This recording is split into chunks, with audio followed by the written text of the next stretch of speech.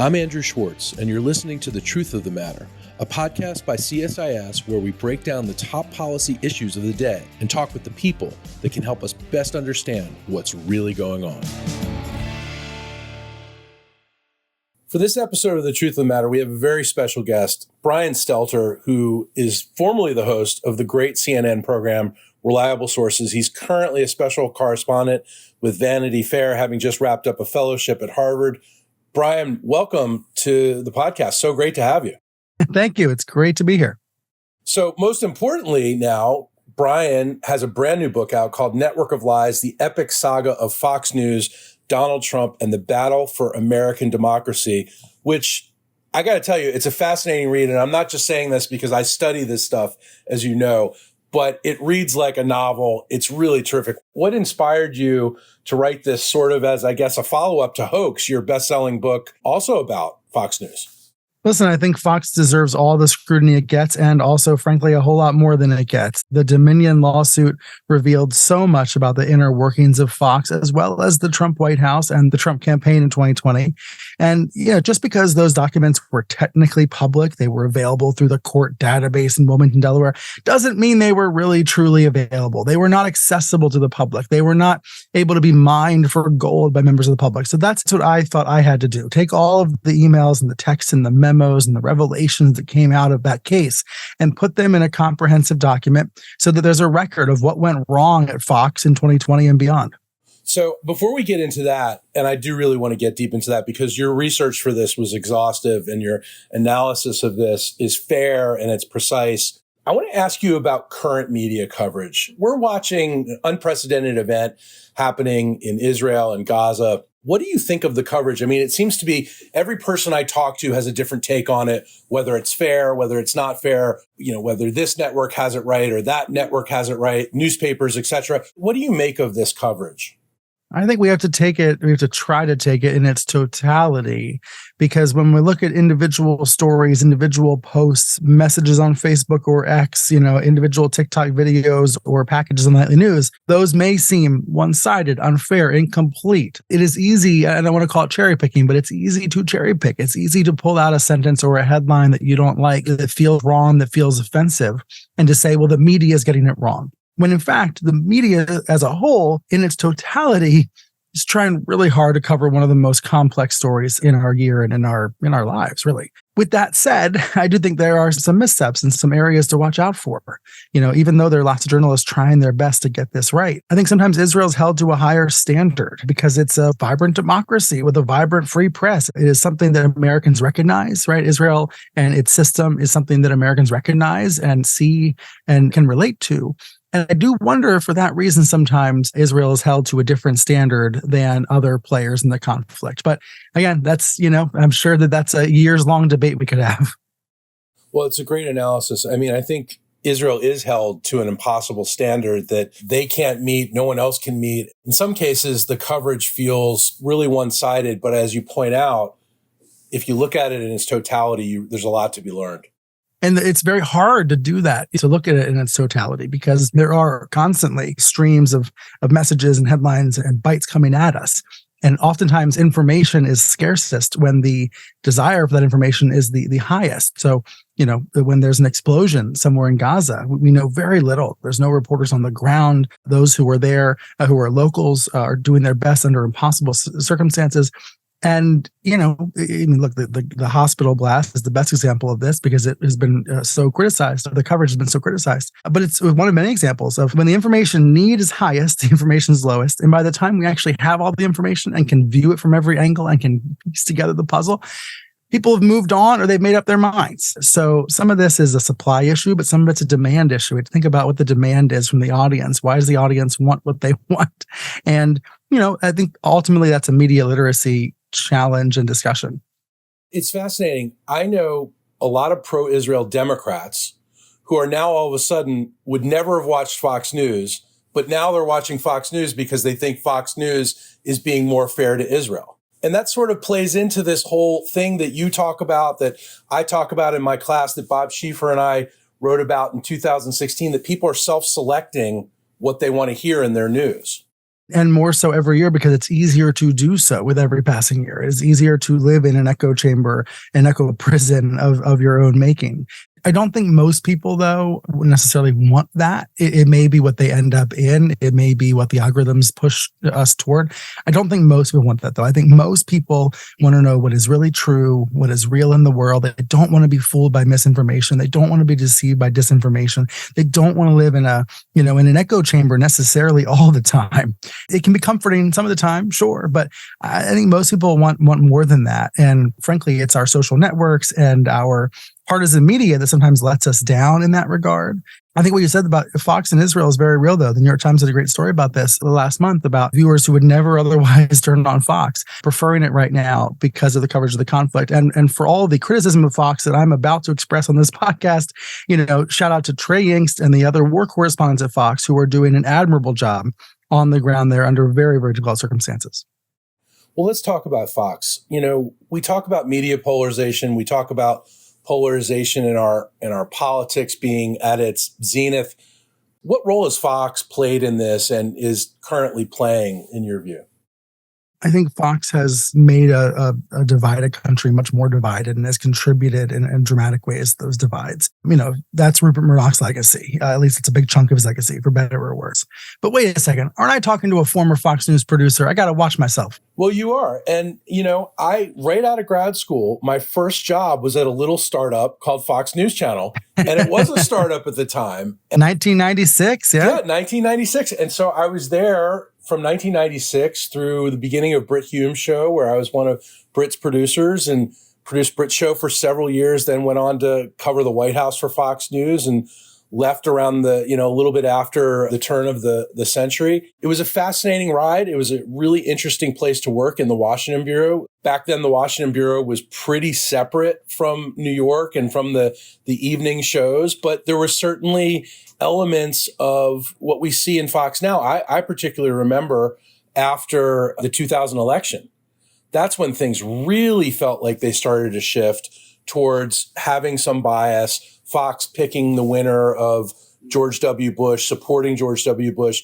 But back then, it was nothing like the way Fox has rallied behind Donald Trump and sometimes not rallied behind Donald Trump these days, too. So can you? Yeah, that's true. That's true.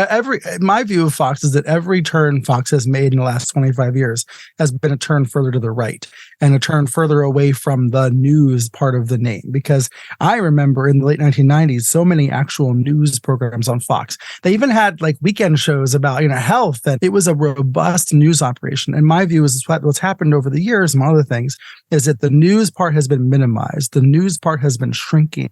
And the propaganda part has been growing and growing and growing and overwhelming the news part. And some liberal critics of Fox give me a hard time when I say that. And they say it's all propaganda. It's all, well, okay, some of the journalists who work at Fox have conservative views and report from a conservative point of view, but they're doing reporting. And I want more of that. I wish the news part of Fox could expand in order to both debunk and rebut and push back on what I view as the actual network of lies, if I may borrow the book's title.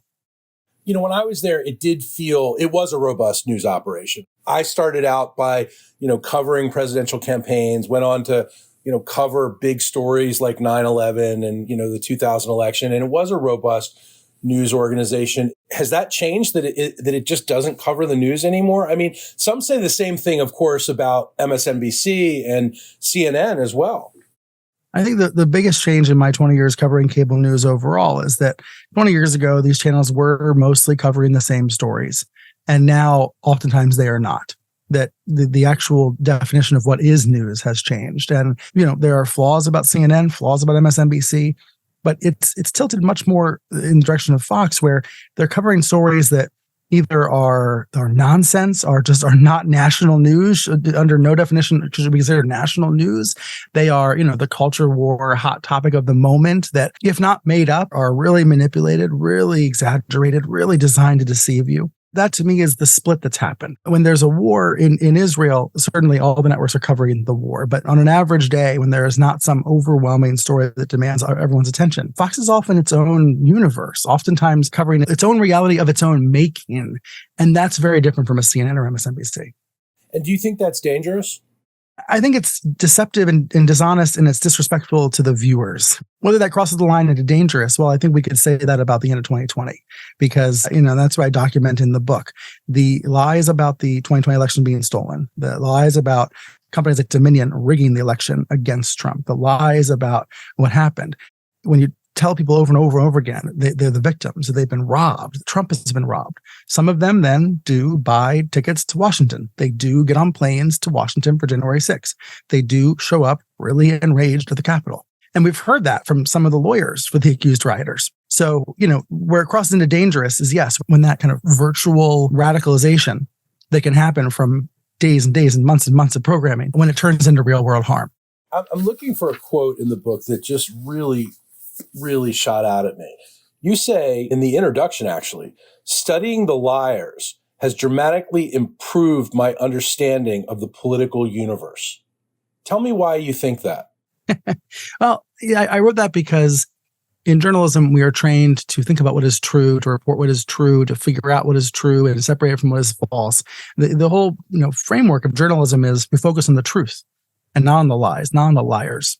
But I think it's important to get all of our heads around the idea that nowadays in politics, the lies are the story. Oftentimes, lies are the story. George Santos being an extreme example of this. And my friend Mark releasing a book this week called The Fabulist, which is all about Santos. Like, there are figures in American politics that lying is their existence, is the condition. And then beyond those individual figures, the stories some of these politicians are telling are, if not lies, they are rooted in so much dishonesty and deception. So I think studying that, recognizing it, paying attention to it, looking for ways to resist and push back against it, it certainly helped me understand and navigate this world. I've come around to the idea that, anybody who's interested in what is true, we have to be louder than the liars. And it doesn't mean we're perfect. Newsrooms make mistakes. Journalists screw up all the time. But we're trying to get to what is true. And to do that, we have to be louder than the liars in this environment. Now, cable news, of course, the audience is aging. I think the average age of a Fox News viewer is something like 75 now. MSNBC is 74, and CNN's the baby of the bunch at like 72. So what does that mean if only older people, 50 and older, are really watching these channels? What does that mean for our society? I think it's complicated, or it's caveated in a few ways. Number one, older folks are more likely to vote, compared to, let's say a 25-year-old. Your base voters, right? I think about the Fox audience as being the GOP base, not necessarily the casual Republican-leaning voter who may or may not show up at the primary, but instead the Fox base is that loyalist who will absolutely be there in line at 8 a.m. on primary day. And that does also sometimes skew older. But, there's no getting around the fact that the cable news audience has always been old and is skewing older, because as cord cutting impacts these businesses, younger households are likely not to have cable at all. And so that's shifting the average age even higher, in an even higher direction. One more caveat, though. When something really terrible happens in the world or something really great, younger viewers still do go to Fox and CNN and MSNBC. They still know where to go, so to speak. I would feel that firsthand when I was at CNN. I could feel the rating surge when there was a breaking news story. And that was mostly driven by younger viewers who weren't otherwise watching, but they come in for those stories. The key point that you've identified is these networks are influential, but largely among an elderly audience. And to the extent that they're influential more broadly, it's not because, this campaign strategist who's making decisions about campaign spending and is watching all the time. He's not. But he's responding to a base audience that is watching, that is consuming it all the time. People always ask, aren't they losing their influence because they have older viewers? And I think the answer is maybe not, because a lot of what they do, especially the extreme stuff, gets piped into different social media channels that younger people then consume. And it's almost like when we were coming up, if you were in the news business, you basically needed to know what the New York Times and the Washington Post were reporting, because you would key your coverage off of that. I think this is kind of the reverse here, is that people are now, depending on their viewpoint, they're looking at these cable channels and they're pulling bits and pieces of it through social media rather than being glued to the television. Yes, that's another way that these channels are highly influential. They're on in congressional offices. They are on in the White House. They are on in C-suites. They are on at the banks. They are on in places that magnify their importance. And then they are reaching people through social media feeds and setting the agenda for other news websites. When I go on MSNBC, whatever I say is likely to be written up by websites that then spread it far and wide. And if I screw up, then Fox is going to pick it up and they're going to run with it. So those are the multiplication effects, the network effects, I suppose, that are really crucial to cable news. When I read this book, there's stories within the story. There's the overarching narrative of, what happened. And, we're talking about lies, and the big lie certainly is the one lie that's impacted American politics the most these days. But what do you want readers to take away from this book? Look, I wrote it because I wanted these Dominion documents to be on the record. A lot of them weren't even Googleable until I put them into a book. I think that one of the takeaways is that, this political system, as broken as it is, the incentive structures as flawed as they are, at the end of the day, it's all so human. The people making decisions at Fox are human. They are reacting to human incentives. They are reacting to human feelings of ego and selfishness and greed. The people who correctly called the election for Biden, they're just people, and, they're trying their best. And then the other folks at Fox who couldn't possibly accept that Biden was going to be president, they had to deny reality. They had to assist Trump in his coup attempt. They're people, and they're reacting to whatever their incentives are, whether it's ratings, whether it's money, fame, fortune, friendships, not wanting to piss off their family, like whatever it is. And so when I think about it that way, I think these things they're not fixed. They're not stuck. We're not stuck in cement forever. Incentives can change. People can change. Public pressure can make an impact. It does make an impact. It does have an impact. Recently, when there was that explosion by Niagara Falls, by that Border Patrol office, Fox News initially said it was an act of terrorism. They quoted sources saying attempted terrorist attack, car full of explosives. Terrifying reporting, spooked millions of people, was totally wrong and had profound impacts. Fox walked it back hours later.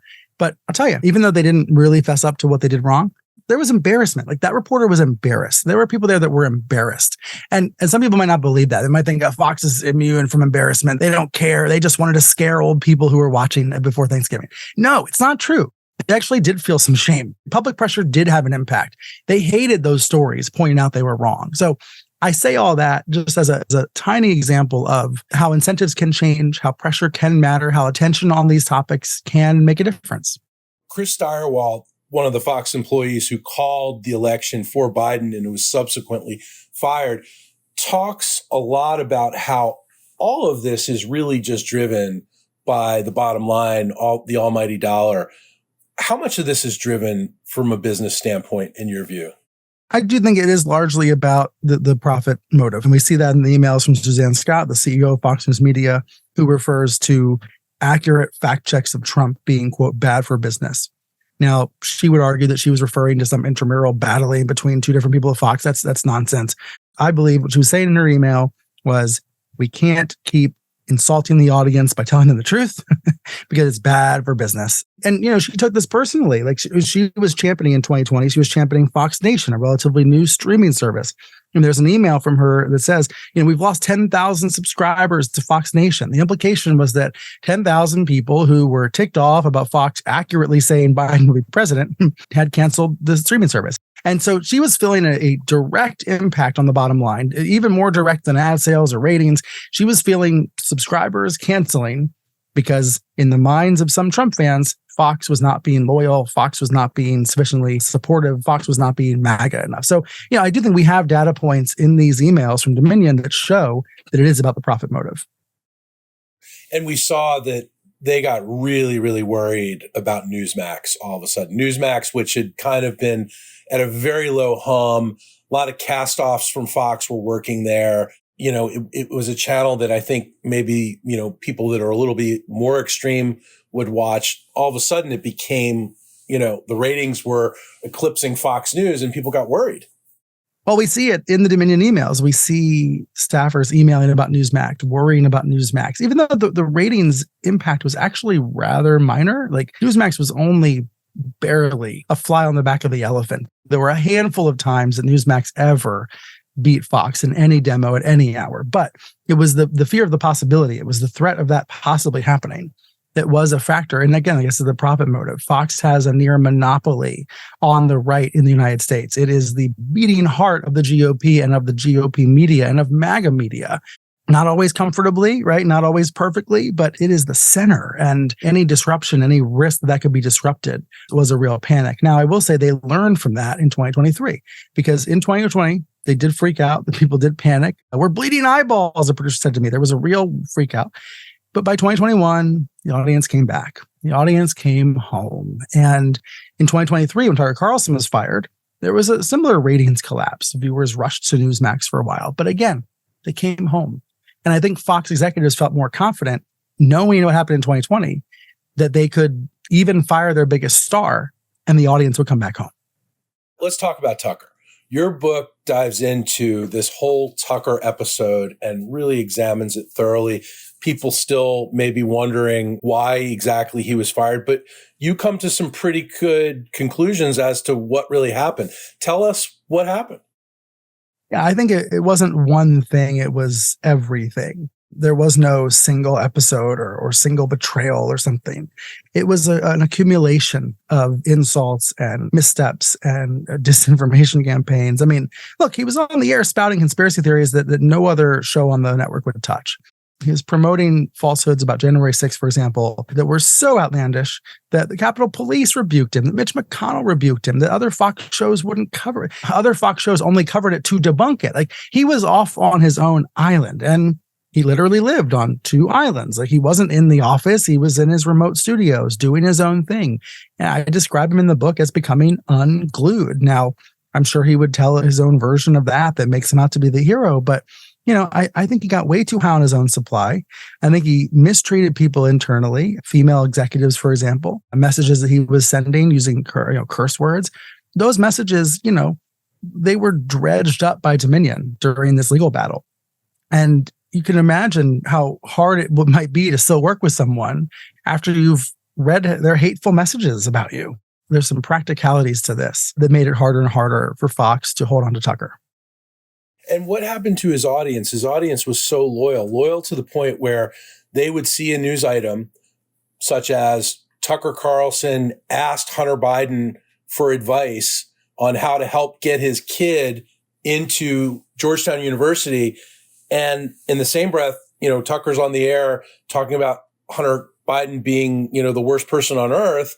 And it didn't seem to matter because his audience was so loyal. They didn't believe necessarily that Hunter would have ever possibly asked a fellow Washingtonian in the establishment for help.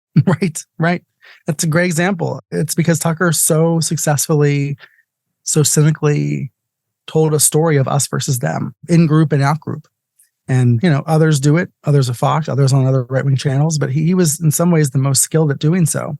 And as a result, his audience was and is somewhat still incredibly loyal. But I would say overall, there's still more audience of the platform. They're still more loyal to the platform, to Fox, than they are to any individual host. So some Tucker fans have, followed him to X, but most of the audience that was watching Fox at 8 p.m. is still watching Fox at 8 p.m. now for Jesse Waters.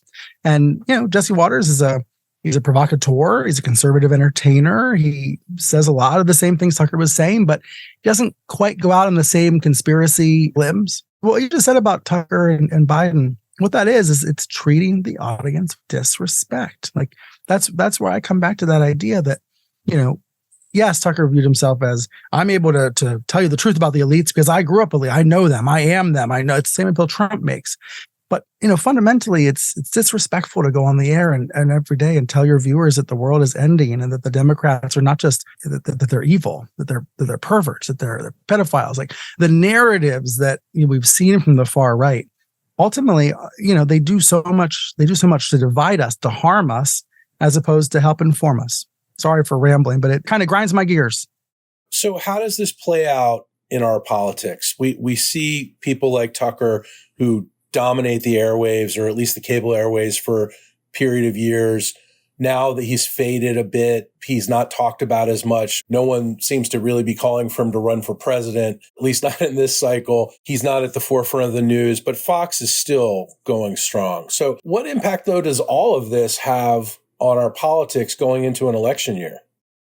Well, number one, during the Tucker Carlson era at Fox, there was a Tucker primary, and candidates were competing for his support, Ron DeSantis and many others. In Tucker's final week, he had RFK Jr. on the air, for example, and Larry Elder, who was running for president. So there was this kind of competition for Tucker's support. And now we're back to a more standard model, which is a competition for Fox's support, a so-called Fox primary. And it seems so far that Fox is still siding with Trump. Now, Trump doesn't feel that way. He thinks the network is not nearly loyal enough, not nearly nice enough to him. He has all sorts of rants against the network and Murdoch and Mitch McConnell, et cetera. But the reality is that Fox is helping Trump clear a path. Fox is helping Trump walk away with the nomination because they're not standing in his way. Rupert Murdoch said after the January 6th attack, we're busy making Trump a non-person. We're pivoting away from Trump. Tucker Carlson said Trump is elderly and retiring. There was clearly an effort to break from the Trump era, to bury it down the rabbit hole, the memory hole, to never speak of it again, never speak of him again. But Trump clawed his way back. He found his way back center stage, partly by denying what happened on January 6th. And so, I think Fox is helping clear a path for him. What does that mean for our politics? It means we're going to probably have a rematch, right? Maybe not more than two candidates, but we're going to have a Biden-Trump rematch. And we're going to be in this environment of mis and disinformation where we have a former president saying so much stuff that's so wrong that it breaks the usual systems of journalism and media. I'm not talking about the Fox newsroom, but major American newsrooms will once again struggle with what to do and how to deal with a force like Trump. And do you think that MSNBC or CNN or the New York Times or anybody has any real idea about how to cover Trump at this point, even after all this experience? Well, I go back to that totality point that yes, in the totality, that there's so much strong coverage, there's so much scrutiny, there's so much fact checking and reality checking that goes on. There have been these great series about what Trump will do in 2025 if he regains power. There have been these great exposés by Axios and the New York Times and other places, excellent reporting by lots and lots of outfits. And yet that's not what pops in the forefront of the mind when you think Trump in the media, right? At least not what pops in the front of my mind. What you think about is the fire hose of falsehood that he shares and that his allies produce, and media that is so invested in a sense of normalcy or in treating parties equally, treating candidates equally. The process of normalization happens with something that's very abnormal. But, listen, I'm like everybody else now on the sidelines with my own frustrations about this. When I was at CNN in the middle of it, I think I can speak for my colleagues who were living through the Trump years, and to some degree, we were trying our best every day in an unprecedented situation to try to tell people what was actually happening, while recognizing that by doing so, you become an opponent, you become an enemy, you become labeled an enemy of that figure. And that is a very powerful message for Trump to sell, right? And we know he's going to do it again because he does it every day. He's going to tell his fans and the rest of the country that anybody who speaks out against him is his enemy and thus their enemy. That demagoguery, to me, that's the hardest part. And it's not necessarily something the media can do anything about. You know what I mean? That's not for journalism to solve. Going into this election, you're going to have competing narratives all over the place. You have this legacy of what happened in the last election. And now, television news is, of course, a form of entertainment. You even have things like Sean Hannity's new debate that he's having later this week between Ron DeSantis and Gavin Newsom. Was that debate drawn up for ratings and to be sort of like a cage match? Or is Fox News really trying to educate viewers because you've got, two really prominent governors who are at the opposite of the ideological spectrum, who are ostensibly going to have, a reasonable debate about the issues? That's got to be in some way a good thing, doesn't it? I think it's a great thing. I'm personally very excited for the Hannity event. Yes, he's doing it for ratings. Yes, there's an element of entertainment. There's also an element of this is a country that's tired of a gerontocracy, that wants younger politicians, that wants a younger generation, that wants new energy.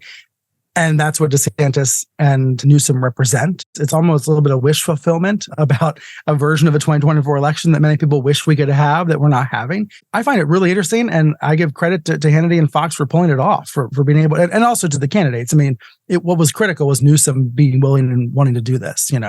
Newsom's the one that had the leverage here. But to me, of all the critiques of Fox, and yes, they're doing it for the ratings, it's going to be really interesting to have this California versus Florida fight. Also, The narrative on Fox about California is usually very one-sided, woefully incomplete. So for Newsom to be able to speak himself, to be able to do it in his own words is really important. Yeah, and if you watch a lot of MSNBC, the narrative about Florida isn't quite as extreme as the narrative about California, but the narrative about Florida is centered around Mar-a-Lago for the most part. I think that's true. There's certain MSNBC shows that and also really emphasize DeSantis and what he's done with books and what he's done with education and the incredibly critical narrative on that front. That's true. I look at this and looking ahead, if Trump is the nominee, if Biden's the nominee, there's a good chance that they won't debate each other, right? Right. That's true. And so here you have two governors who are actually willing to debate each other. So there's got to be something in there that is positive to take going forward. Yeah, I agree. And, that's a version of Fox that I wish we saw more of, that I wish we saw more often. Again, it's contingent on these candidates participating, but it's actually back to the old style of Hannity and Colmes. I know you remember this show. This was, the so-called good old days of Fox News. First, 15 years of Fox News, Sean Hannity on one side, liberal Alan Colmes on the other side. People said, yeah, Alan Colmes is not as loud and he's a puny next to Hannity. Hannity's the big, strong, tough guy. Sure, all that was true, but it was a real debate. It was a real debate on Fox News. You rarely see it anymore. The only time you kind of see it now is on the 5 when it's one host versus 4. And the whole point of that show is the right is always right. So, to actually have and foster real debate is something that I think Fox is going to be rewarded by high ratings, and they should be. And we used to see this, of course, starting in the days of the McLaughlin Group, where they would have people from all ideological spectrum. We'd have Moore Kondracki and Fred Barnes, and you'd have Pat Buchanan, and you'd have different people. Then, of course, you had Crossfire on CNN. I wonder if you think that maybe, just maybe, some of this stuff may come back. Well, everything in television, everything old is new again. Everything new is old again. So yes, I think is the answer. Crossfire was rebooted once before. I would prefer to see a show called Ceasefire, which is more about trying to find common ground, trying to find ways to heal. Now, the issue with that, of course, is it's not as compelling sometimes television-wise. If what you're trying to do, and this is what I see in the Dominion emails, if you're trying to produce a show that keeps people scared and angry and upset and pumped up, then you're not going to do Ceasefire. You're not going to do programming about finding common ground. You're not going to do programming about being civilly engaged. But, I think we should recognize future media is all the above. Yes, there's going to be so much rage bait, so much stuff that just tries to press your buttons. But it's incumbent on all of us individually to resist that and to steer toward the higher quality, more nutritious news and material out there. People always ask, okay, so how am I supposed to consume the news in a responsible way? You've talked a lot about media literacy. What do you think Americans should do? We see some legislation in different states instituting laws to teach young people media literacy at a young age and throughout, school. Where do you think the responsibility is in that space? So I'll take it from my 4-year-old's point of view, right? In a decade, he'll be 14. In 20 years, he'll be 24. He's going to have to navigate an information environment that will be even more complex than it is today. An environment that will be in some ways even more poisoned, because most of what's on the internet 10 years from now will be computer generated, AI generated, much of it garbage. The challenge for my son, for my daughter, for all of us is going to be how to separate trash from treasure, how to know the difference. If we're in this proverbial garbage dump, but we know there's treasure in it. We know there's something worth having and preserving and keeping and supporting in it. And you have to be able to know the difference between a headline that's sensational and trying to deceive you, trying to make you angry, or trying to make you spend money, versus a headline on a 10,000 word investigative piece that a reporter spent a year working on. Part of this is on the companies, on the newsrooms, on the media enterprises to label, to explain, to find new ways to package and to signal, hey, we worked on this for a year. Hey, this is the definitive take on X. And it's why people still write books, right? So part of it's, I think, on the media industry itself. And then a lot of this is on consumers and on teachers and on the education system to help provide better ways to separate trash from treasure. So I'm thinking actually the other big missing piece here is the technology companies, the platforms, the Googles. There's so much more they could be doing to help people know the difference between the actual New York Times and my mom's blog that looks like the New York Times but is not. Look, I have seen progress. Maybe you have too. A decade ago when we were just talking about fake news for the first time, actually made up stories designed to deceive. Google would sometimes prioritize the made up stories because they were more clicky, they were being shared more over the fact checked. Nowadays, there was a story written about me after I was booted from CNN that said I had been arrested by a military tribunal. I had a fact checker reach out to me trying to see if it was true. I don't want to respond. I don't want to contribute to this, right? But if I don't, then, there won't be a fact check and all that will be out there is the lie. So thankfully, a nice lady at the Pentagon denied that I was in military custody. And a few weeks later, same crazy website said I had been sentenced to death at Guantanamo Bay. And then a few weeks after that, they said I had been executed at Gitmo. So I'm thinking, how do I prove I'm still alive? I sent a selfie to show I'm still alive. But that fact check, and I give Google credit for this, that fact check appears higher than the lie. The lie's still out there. People who want to believe it still will. They'll think that I was, hung at Gitmo. But at least has prioritized the fact check over the fiction. And I'd like to believe that there's a lot more these companies can do along those lines to help people see and know the difference between trash and treasure.